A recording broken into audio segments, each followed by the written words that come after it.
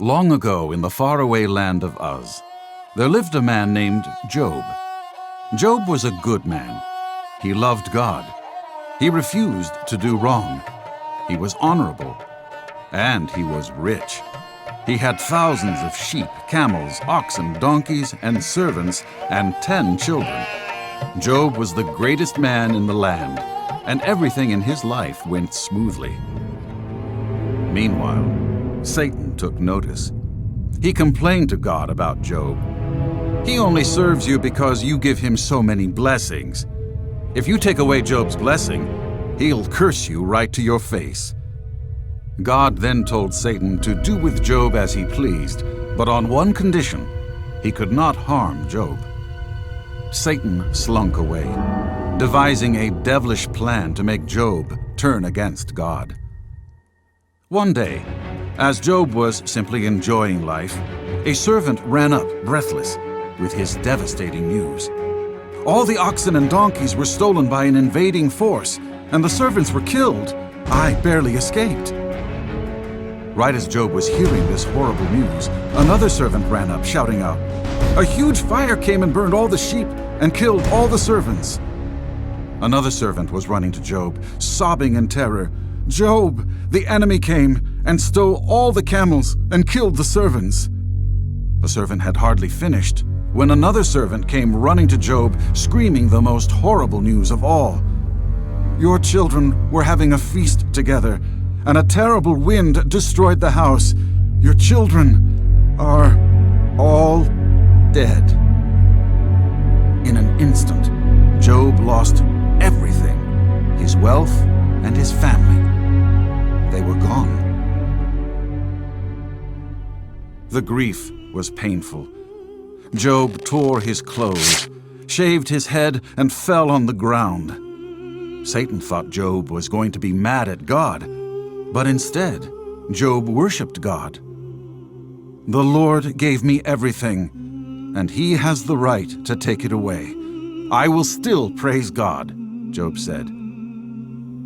Satan then asked God if he could make Job sick. He was sure that Job would then curse God.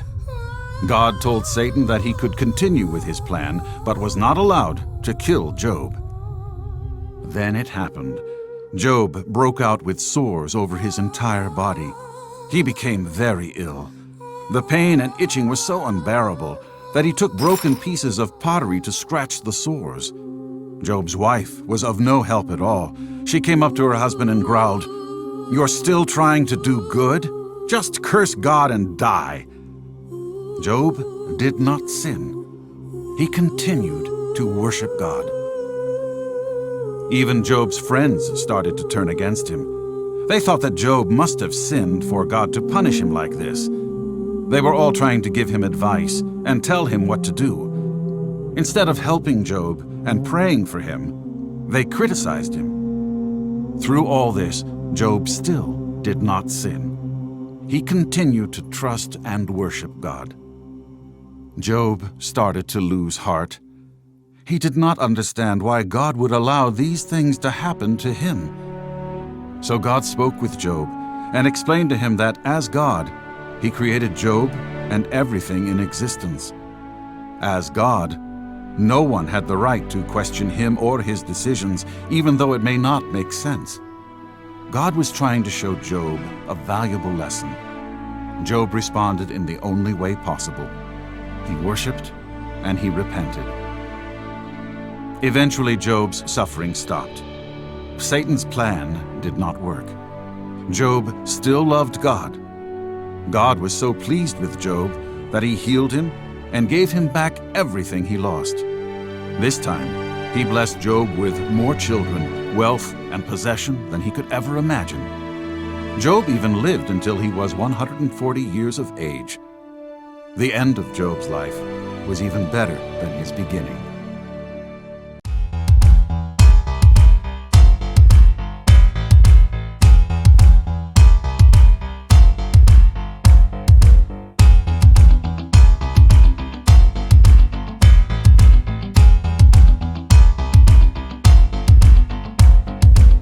Let us hold fast the confession of our hope without wavering, no.